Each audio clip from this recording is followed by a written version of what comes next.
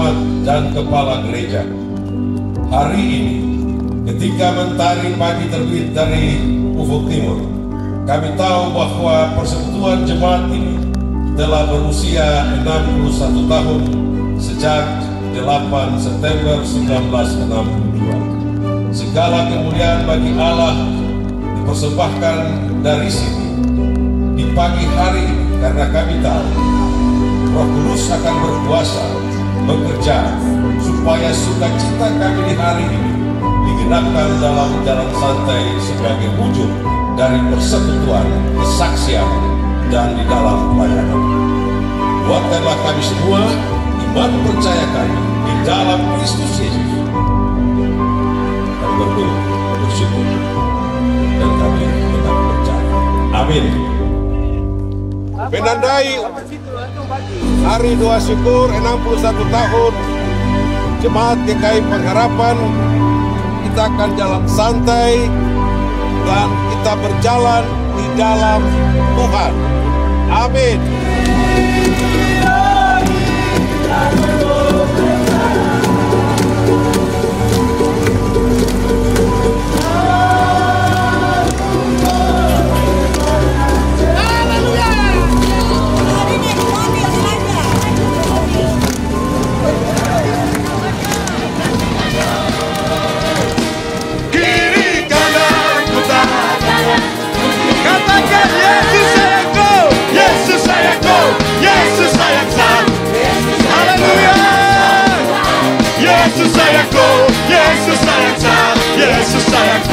Sekali lagi, zeka yo. Kiri kanan ku tak puji Tuhan. Zeka yo. Kiri kanan ku tak puji Tuhan. Yesus sayangku, Yesus sayangku, Yesus sayangku, Yesus sayangku, Yesus sayangku, Yesus sayangku. Yesus sayangku, Yesus sayangku, Yesus sayang Yesus sayangku semua. Yesus sayangku, Yesus sayang Yesus sayangku, Yesus sayangku, Yesus sayangku, Yesus sayang Yesus sayang semua. Yesus sayangku, Yesus sayang Yesus sayangku. Sekali lagi, Yesus sayangku. Terima kasih Bang Yeri dan terima kasih untuk HUT GKI Pengharapan Jayapura ke-61 tahun. Tuhan Yesus memberkati.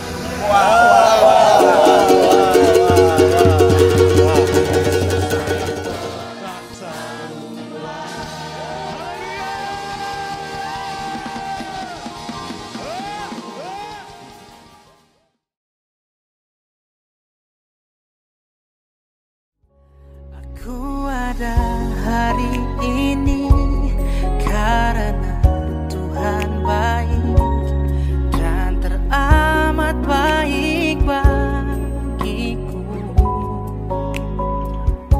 Semua yang ku alami bersamamu ku lewati. Saya akan baca untuk kita semua, dan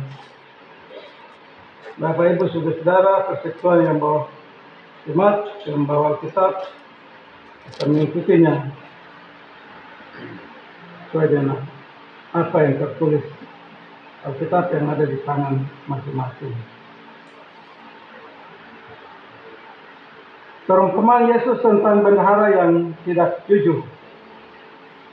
Dan Yesus berkata pada murid-muridnya, ada seorang kaya yang mempunyai seorang bendahara. Kepadanya disampaikan tuduhan bahwa bendahara itu menghamburkan miliknya. Lalu ia memanggil bendahara itu dan berkata kepadanya, apakah yang kudengar tentang engkau? Berilah pertanggungjawab atas urusanmu.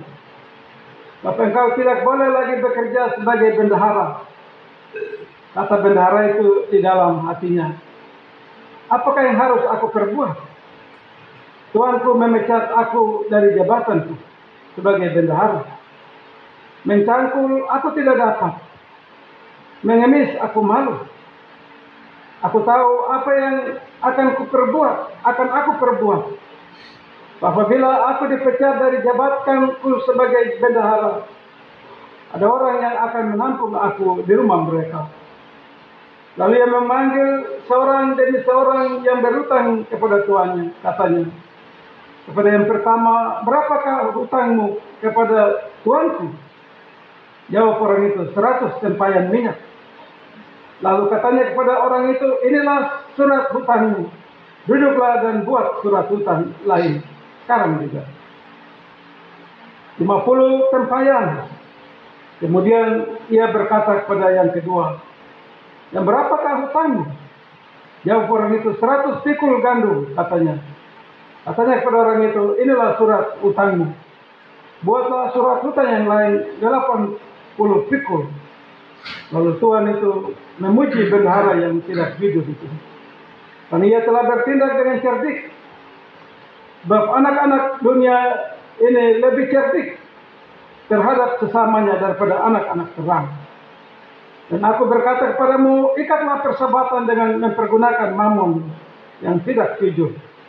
Jika mamon itu tidak dapat menolong lagi, kamu diterima dalam kemah abadi. Sampai di sini jauh pembacaan firman Tuhan. Ujian kepada Kristus kekal selama-lamanya. Haleluya.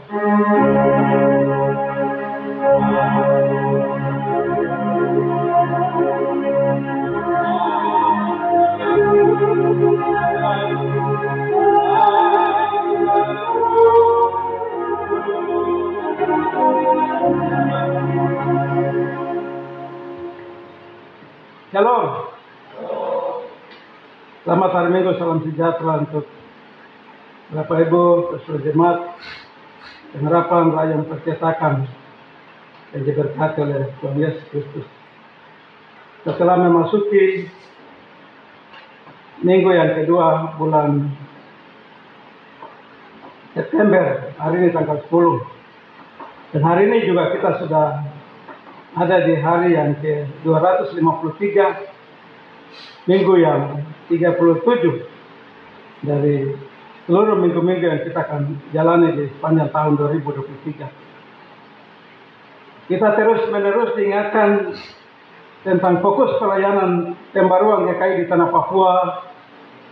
Triwulan yang ketiga, Juli, Agustus, September adalah pembaruan Tuhan, pencipta alam semesta ciptaan.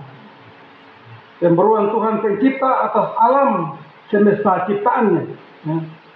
Itu akan apa yang kita ambil tema besarin dari pembacaan Lukas pasal 16 ayat 1 sampai dengan 9. Di mana kita tanggung jawab diperlukan bagi saudara. Untuk apapun yang dikerjakan. Makanya tema kita minggu ini adalah pilihan hidup yang bertanggung jawab. Ya. Pilihan hidup yang mau bertanggung jawab artinya dua pilihan hari ini ditawarkan bagi Bapak Saudara dan saya. Pilih mau menjadi anak-anak dunia atau pilih menjadi anak-anak terang. Kalau anak-anak terang jelas Efesus pasal 5 ayat 8. Dulu kamu itu kegelapan. Kamu sekarang anak-anak terang. Jadi hiduplah sebagai anak-anak terang. Tema besar pilihan hidup beriman yang bertanggung jawab artinya bahwa di dalam kehidupan orang beriman salah satu hal penting yang harus memberikan pilihan hidup yang tepat yaitu hidup yang bertanggung jawab. Setiap orang beriman harus menyadari bahwa ada tanggung jawab yang diberikan oleh Tuhan. Mempergunakan hidupnya atau milik kepunyaannya, harta kekayaannya, melakukan pemberitaan Injil Kristus di tengah-tengah dunia. Saya tulis kata-kata berhikmat dari seorang tokoh terkenal orang-orang ilmuwan Alkitab, Dr. Nickford berkata begini, dunia ini ibarat sebuah rumah. Surga adalah atapnya, bintang-bintang adalah lampu-lampunya, dan bumi dengan buah-buahnya adalah mejanya yang terbentang, utara ke selatan, timur ke laut, darat laut. Tuan rumah itu adalah Allah sendiri, pemilik dunia dan segala kekayaan. Sedangkan manusia adalah bendahara. Saya, Bapak Saudara, itu adalah bendahara, pengelola semua yang Allah siapkan di atas dunia. Kejadian 1:28, waktu dia jadikan semua itu. Beranak, cuculah dan berkembanglah, penuhilah bumi, mengelola, mengusahakan, menjaga, melindungi, merawat semua yang Tuhan ciptakan itu. Itu yang seorang ahli terkenal Alkitab tulis ini, ya, Dr. Nickford. Kita adalah bendahara dalam tugas profesi kita masing-masing, dalam aktivitas masing-masing. Kita adalah setiap orang tua dan anak kecil adalah bendahara yang mengelola segala yang Tuhan berikan itu. Dan tema besar pilihan hidup beriman yang bertanggung jawab. Hanya setiap saudara dan saya harus menyelidiki hati kita dan keinginan kita. Apa saya ini seorang yang serakah? Serakah itu orang lain barang saya ambil seenaknya, saya serakah rakus. Padahal bukan hak saya. Apakah saya ini seseorang yang mementingkan diri sendiri? Pak setan masa bodoh dan kau yang tetangga sebelahku mampus. Apakah saya orang begitukah? Hanya lihat diri keluarga dan rumah tangga tak pusing orang lain kah? Ini tema ini, pilihan hidup yang beriman seperti apa? Apakah saya seorang yang sangat mendambakan kehormatan, martabat, kuasa dengan segala kekayaan yang saya peroleh supaya orang lain menghormati saya, menghargai saya? Hari ini firman Tuhan mengajak kita untuk melihat dua pilihan. Menjadi anak-anak dunia atau menjadi anak-anak terang. Bahasa pembacaan tadi. Hari ini firman Tuhan mengajak kita, katakan kepada mereka memiliki kekayaan dan harta harus memandang diri sebagai pengurus milik itu. Di rumah kumpul harta, kekayaan, apa, ada harta, televisi, ada kulkas, ada apa semua. Itu tidak boleh mengakui saya punya, hanya milik Allah yang dipercayakan, saya harus bertanggung jawab pada dia. Tidak dengan milik itu gaji yang besar, uang yang banyak, berfoya-foya. Seperti bendahara dalam cerita ini, Pak. Tidak. Kita hanya dipercayakan saja. Mengelola sebagai bendahara dunia tadi. Pemiliknya adalah Allah sendiri. Kita semuanya bendahara untuk mengelola semua itu. Bagaimana hendaknya kita memiliki pilihan hidup yang bertanggung jawab? Pada ayat 1-9 dari pembacaan Lukas 16. Berisikan perumpamaan Yesus yang merupakan suatu pengajaran khusus pada murid-muridnya. Diajar murid-murid. Di mana murid-murid diharapkan supaya dapat belajar dari sikap bendahara yang tidak jujur. Bukan belajar jujurnya. Kecerdikannya itu untuk belajar. Bukan jujurnya. Jujur hal yang tidak boleh kita ikuti. Kecerdikannya, dia ingat masa depannya. Itu yang kita lihat dari firman Tuhan ini. Jadi Bapak Ibu jangan salah mengerti bahwa Yesus bilang kalau kau belajar dari dia ketidakjujuran. Tidak. Nanti kita baca di ayat selanjutnya. Yang pemilik Tuhan itu memuji karena kecerdikan bendahara. Sudah ingat masa depannya. Itulah sebabnya ada dua pengajaran penting. Pembacaan dibagi dalam dua pengajaran penting bagi kita. Di mana sebagai penata layanan segala milik Tuhan. Saudara dipercayakan sebagai mandor guru bangunan. Kepercayaan diberikan kepada itu harus digunakan sebaik-baiknya, bukan untuk mementingkan diri, bukan untuk mencuri diri sedikit untuk masuk dalam keuntungan. Tidak. Tadi toko supaya dipercayakan sebagai kasir pengembal uangnya untuk catat keluar, uang yang masuk. Tidak bisa curang, tidak boleh. Apalagi saya di kantor, di posisi jabatan yang bagus untuk pegang keuangan gereja, keuangan di kantor, keuangan organisasi. Atau jabatan apa yang diberikan. Bukan saya berprestasi orang yang jabatan itu. Dan Allah yang diberikan, milik Allah, saya bertanggung jawab pada dia. Saya bertanggung jawab pada orang yang punya pekerjaan itu. Itulah sebabnya bagian pertama di ayat 1-7. Hidup yang beriman itu adalah hidup yang bertanggung jawab. Hidup yang beriman adalah hidup yang bertanggung jawab. Saya baca ulang ayat ini. Ada seorang kaya yang mempunyai seorang bendahara, kepadanya disampaikan tuduhan bahwa bendahara itu menghamburkan miliknya. Lalu ia memanggil bendahara itu dan Yesus mengatakan,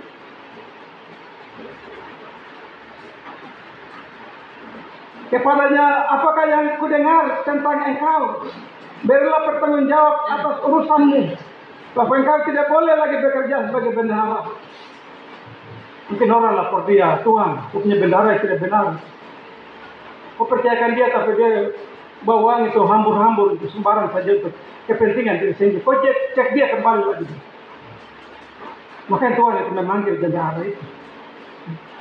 Dalam ayat 1 dan ayat yang kedua. Artinya Bapak Ibu Saudara bahwa penata layanan adalah setiap orang mengelola kekayaan orang lain. Itu dia harus bertanggung jawab. Bukan saya ambil kesempatan dalam waktu itu ketika saya dipercayakan, berarti saya juga kesempatan saya gunakan untuk ambil untuk bagian saya. Tidak boleh. Saya harus bertanggung jawab kepada dia. Berapa yang saya keluarkan, berapa yang masuk, saya harus bertanggung jawab kepada dia. Penata layanan. Banyak orang ketika mereka melihat kekayaan di sekelilingnya, seorang penata layanan harus menyadari bahwa kekayaan tersebut adalah milik tuannya, bukan miliknya. Dan bahwa kekayaan tersebut harus digunakan dengan cara yang berkenan serta menguntungkan bagi orang yang punya pemilik itu. Bendahara dalam kisah ini adalah dia lupa kalau dia itu seorang penata layanan. Dia jadi dipercayakan saja. Tapi hal yang dia lakukan seolah-olah adalah miliknya sendiri, maka dia boros uang itu perusahaan. Ketika tuannya mendengar, tidak ada ampun lagi. Dia harus dipecat. Ayat 2. Aku akan memecat engkau tidak boleh bendahara lagi.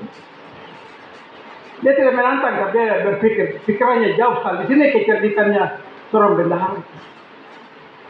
Di ayat 3 itu dia tulis itu ya. Tuanku pasti akan memecatku. Apa yang harus aku perbuat? Apa yang harus saya buat ketika Tuhan memecat saya? Ini Yesus memuji dia. Di ayat 3. Aku tahu apa yang harus aku perbuat di ayat 4. Supaya apabila aku dipecat dari jabatanku sebagai bendahara, ada orang yang akan menampung. Dia melakukan pekerjaan-pekerjaan yang tidak jujur di ayat 5 dan 7. Tidak ada jalan lain. Saya panggil orang-orang yang berutang di Tuhan ini pemilik. Orang yang pertama dia panggil,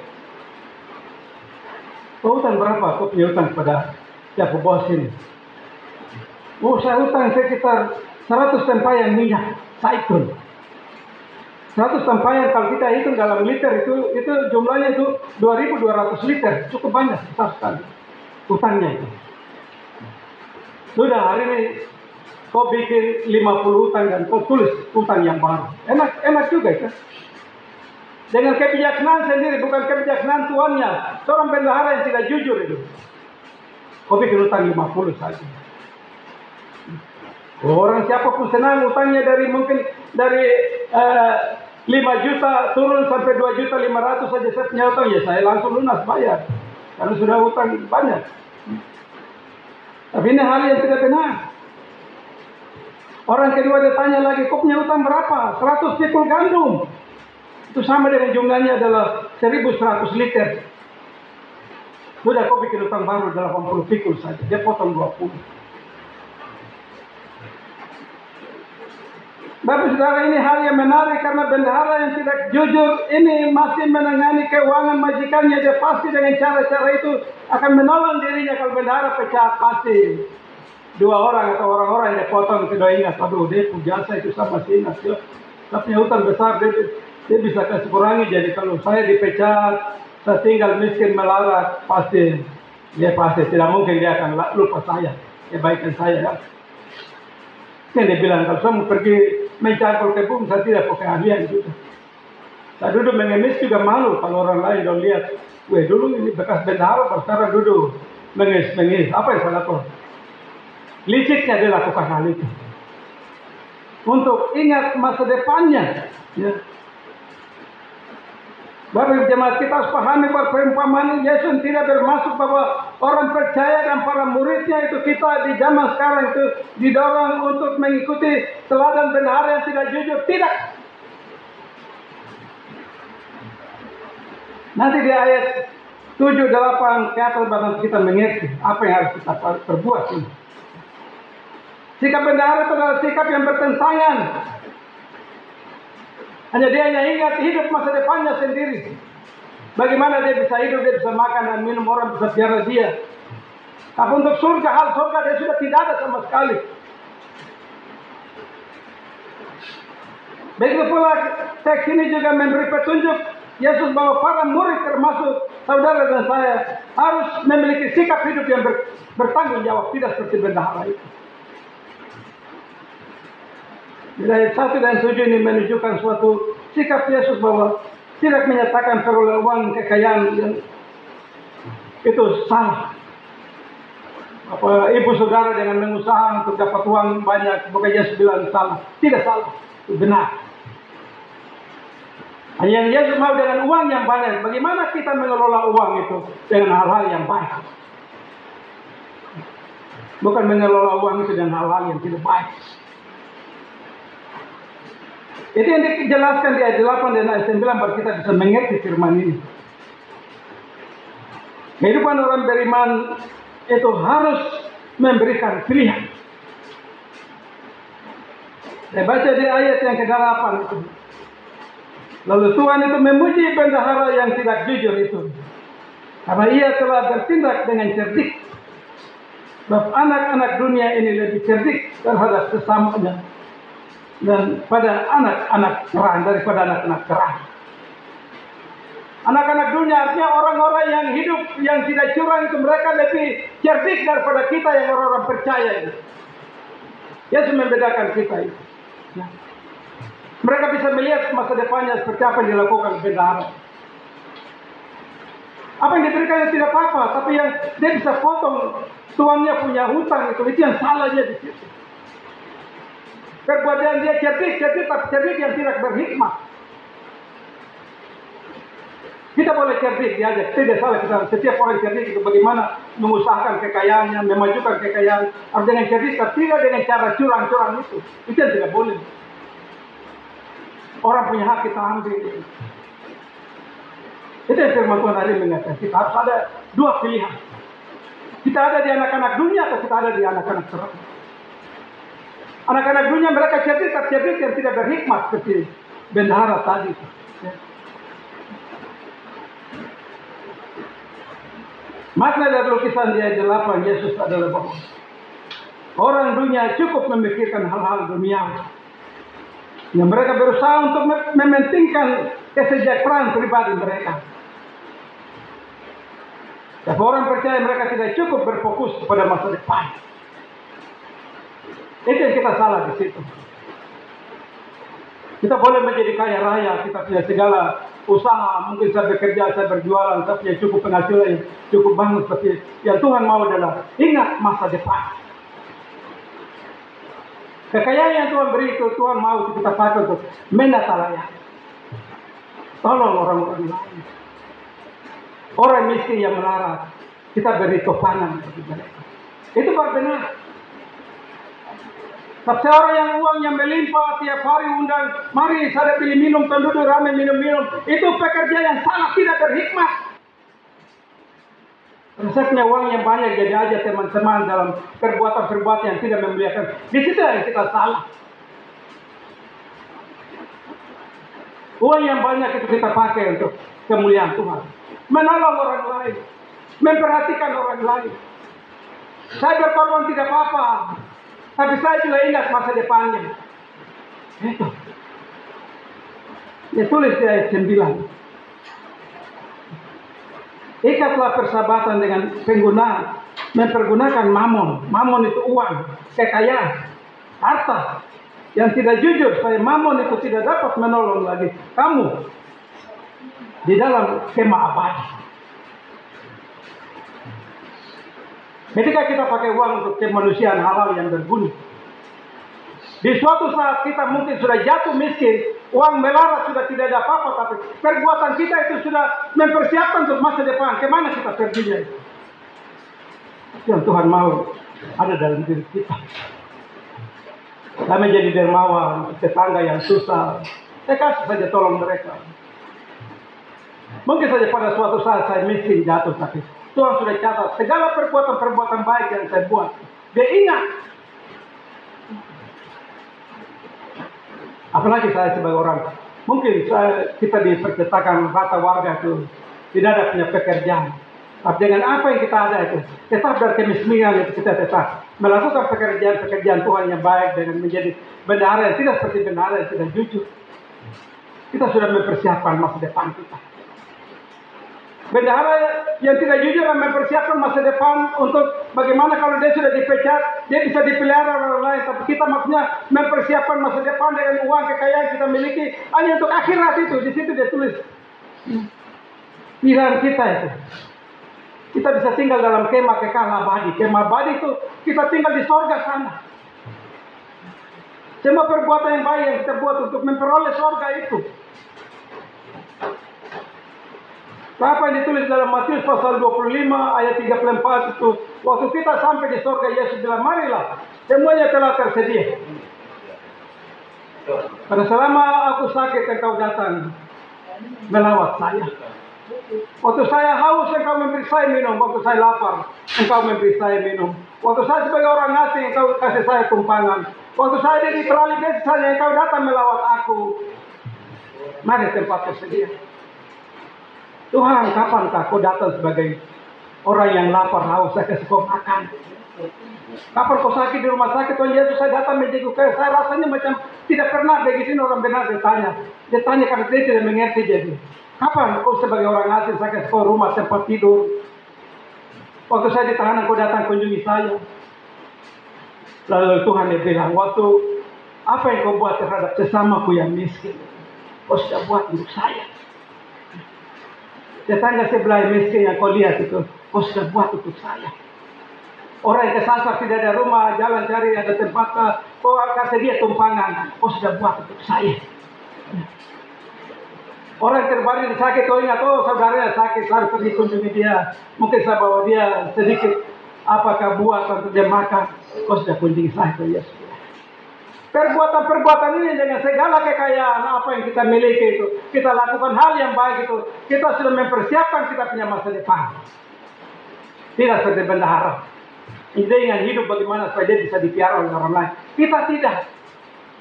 Kita untuk persiapkan semua untuk di mana kita akan memperoleh surga. Ayat 9. Itulah pilihan yang harus kita pilih.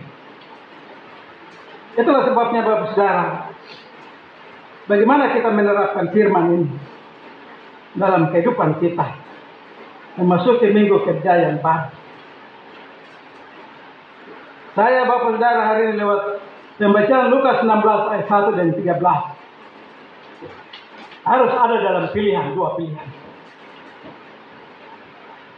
Firman Tuhan minggu lalu dari Lukas pasal 14 berbicara tentang komitmen. Mencintai Yesus atau mencintai keluarga. Kita ada di sisi yang sulit. firman Tuhan itu mengajak kita itu, menawarkan kita itu. Ketika ada dalam pelayanan, sulit, dalam hal ada dalam pelayanan baru, keluarga ada dalam masalah, siapa yang saya mau pilih?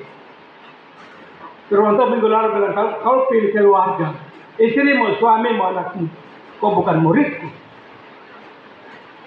Di tengah-tengah kesibukan, di tengah-tengah kesibukan ada ibadah, mana yang kau mau pilih? Pilihan itu sama dengan hari ini. Pilih itu mau menjadi orang-orang dunia atau anak-anak perang. Bapak sendiri yang bisa merenungkan dan memilih, tidak salah pilih. So, Yesus menentang bendahara yang tidak jujur, tapi sikap kecerdikannya dia mengakui. Dan dia ingat masa depannya. Begitu juga doa firman Tuhan untuk kita mengingat masa depan. Sebab yang pertama adalah Yesus tidak membenarkan tindakan bendahara yang tidak jujur itu orang Kristen lakukan dalam kehidupan kita. Dalam hal apa saja, bukan masalah pegang uang. Sebagai anak sekolah, sebagai pemuda, sebagai ibu-ibu, sebagai bapak-bapak, dalam seluruh aktivitas kita, kita dipercayakan oleh Tuhan untuk menata layani pekerjaan dengan jujur, bersih, dan hadir. Gunakan kekayaan yang, jauhkan kekayaan yang tidak benar untuk mendapat sahabat. Begitu juga kekayaan tidak akan habis. Mereka akan ada di tempat yang abadi bagi kita. Kamu hamba Allah adalah anak-anak terang, perlu berpikir jauh ke depan dan bertindak cerdik. Kamu harus mempergunakan harta kekayaan kamu secara bijaksana supaya mendapatkan kehidupan abadi di sana. Betapa hanya Allah saja yang bisa mengundang orang memerintah dalam kerajaan. Itu yang harus Bapak Ibu Saudara ingat. Ketika kita di tengah dunia dipercayakan Tuhan sebagai penata layanan, dan semua harta milik kekayaan Tuhan yang dititipkan bagi kita. Harta tidak boleh menjadi sebuah penyembahan dalam rumah. Uang di tabungan tidak boleh menjadi sebuah penyembahan. Uang itu mamon. Tapi uang itu kita pergunakan dengan baik, dengan hal-hal yang baik itu. Uang itu diberkati. Uang itu memang raja dunia. Uang bisa bikin rumah tangga hancur. Uang bisa bikin seorang yang tadinya baik-baik bisa rusak. Memang uang raja dunia. Kalau uang itu kita kelola dengan baik untuk pekerjaan-pekerjaan, untuk ingat masa depan, disitulah kita diberkati oleh Tuhan. Yang kedua, kita sekarang perlu memperkuat persahabatan kita dengan Allah dan Yesus dan Roh Kudus. Caranya bagaimana? Menggunakan harta kekayaan kita untuk mendukung pekerjaan Tuhan. Itu yang Tuhan mau. Ada kartu lurah yang diturunkan dari gereja dan pembangunan. Tuhan mau seperti itu. Daripada kau undang orang lain datang minum mabuk, tapi uang yang sedikit ada itu menopang pelayanan. Ada urah yang dibuat dari majelis untuk turunkan untuk menopang pekerjaan gereja ke apa-apa. Itu. Yang Tuhan mau itu. Uang kita pakai untuk hal-hal untuk pekerjaan gereja. Pekerjaan itu menopang. Saudara sudah mempersiapkan tempat sendiri di surga, tempat yang abadi. Yang bilang satu-satu uang itu tidak habis seperti negara-negara yang maju itu. Uangnya sudah tidak berlaku, uangnya sudah dibekukan, akhirnya uang itu dibuang di jalan-jalan hambur. Karena uang sudah tidak pakai, negara sudah mematikan uang itu. Orang yang simpan uang dengan tabungan yang besar, miliar, triliun itu sudah tidak berlaku. Karena maksudnya angka yang nama-nama itu sebuah agama yang akan menyesatkan orang. Toko buka, tapi orang yang datang ke situ ada dengan tanda tato angka 6 menambah bisa ambil barang di toko itu. Uang sudah dibekukan, mati. Nah, firman hari ini bilang, kalau kau mempergunakan uang dengan baik, selama uang melimpah tempat untuk menopang pekerjaan-pekerjaan gereja, menopang pekerjaan kerajaan Allah. Mungkin negara suatu saat membekukan uang nilai rupiah, saudara sudah mempersiapkan diri untuk sebuah kehidupan yang abadi kekal di sana. Itu yang kedua. Yang ketiga, lalu Yesus mengatakannya, karena itu kalau kalian tidak setia sewaktu menggunakan kekayaan yang tidak benar itu, siapa yang mempercayakan kepada kalian kekayaan sejati? Karena Tuhan melihat, Tuhan tahu. Selama kita hidup bagaimana menggunakan uang itu, baik atau tidak, Tuhan lihat. Dan itu yang menjadi hukuman bagi kita, itu yang menjadi kesaksian bagi kita. Sebab saudara yang hari ini dengar firman Tuhan ini, dengan kekayaan sedikit apa yang kita miliki, kita pakai secara benar untuk kemuliaan Tuhan. Itu juga akan memberikan kesaksian. Oh, orang ini selama dia hidup, uang yang harta kekayaan dia miliki, walaupun dia tengah-tengah miskin, tapi uangnya dia tidak salah gunakan, hanya untuk menopang pekerjaan Tuhan. Tempatnya disediakan oleh Tuhan. Ya kira. Itu yang ditulis di ayat 11 tadi kalau kita baca. Barang siapa bekerja dalam perkara-perkara yang kecil, tapi dia dengan setia bekerja, Tuhan akan memberikan kepercayaan pada perkara-perkara yang besar. Hari yang kecil saja kita dicobai, kita bisa bertanggung jawab dengan baik. Firman Tuhan bilang, Tuhan akan mempercayakan pekerjaan-pekerjaan yang lebih besar pada kami. Sebagai penata layanan yang terbaik. Yang keempat, Yesus menunjukkan bahwa jika para murid ingin diterima di tempat tinggal yang abadi, mereka tidak boleh mengutamakan kekayaan. Firman Tuhan tidak melarang hari ini Bapak Saudara kaya. Kekayaan uang yang kita dapat dari hasil kerja keras kita, kita pakai untuk kebutuhan hidup, tapi kita pakai juga untuk menopang pekerjaan gereja. Hari Minggu bawa perpuluhan ke gereja, bawa pengucapan syukur ke gereja. Itu Tuhan mau seperti itu. Bukan aduh rugi saya bawa pengucapan syukur di gereja, tapi nanti sebentar bulan makan apa? Tidak bisa, jangan pikir itu. Tuhan itu sumber segala-galanya. Matius pasal 6 ayat 33, carilah dahulu kerajaan Allah, maka semuanya akan ditambahkan kepadamu. Kau utamakan Tuhan pulih. Apa yang kau kurang, apa yang kau tidak ada, kau minta sama dia, nanti dia kasih. Jadi kita tidak percaya firman ini, jadi kita mau kasih ragu, mau kasih persepuluhan ragu. Padahal minggu ini saya dapat hasil proyek yang bagus, tapi saya makan sendiri, saya tidak ingat untuk bawa ke gereja. Siapa yang kasih tenaga, siapa yang kasih kekuatan, siapa yang kasih segala hikmat untuk bekerja, Tuhan yang kasih, maka kasih dia punya 10. Jangan tahan, itu kita mencuri. Maliaki 3:10 itu. Haknya Tuhan kasih. Bagi bagian kita sedang mempersiapkan di mana nanti kita tinggal setelah kita mengakhiri hidup di dunia. Mari yang terakhir, sebelum kita menghakimi bendahara ini bodoh sekali dalam cerita ini, Tuhan punya kekayaan dia pakai. Mari hari ini kita merenungkan diri sendiri. Saya juga sebagai seorang bendahara, penata layanan pekerjaan Tuhan, saya juga jujur dalam kehidupan kita selama ini. Ketika saya dipercayakan sebagai mandor di buruh kerja, bangunan ke di mana kan, kasir di perusahaan kan, di toko di mana kan, atau seorang anak Tuhan yang baik, apakah saya sudah gunakan hidup dengan jujur, baik, takut akan Tuhan, atau saya masih seperti seorang bendahara? Pulang dari renungkan dua hal, mau menjadi anak-anak dunia atau menjadi anak-anak Tuhan. Firman Tuhan hari ini mengajarkan kita, mari. Dengan pembacaan Matius 16:1 sampai dengan 13 sampai dengan 9, menjadi murid-murid Tuhan, menjadi anak-anak Tuhan ini. Ingat masa depannya. Dunianya tumpangan, dunianya tempat pesiara perangkap.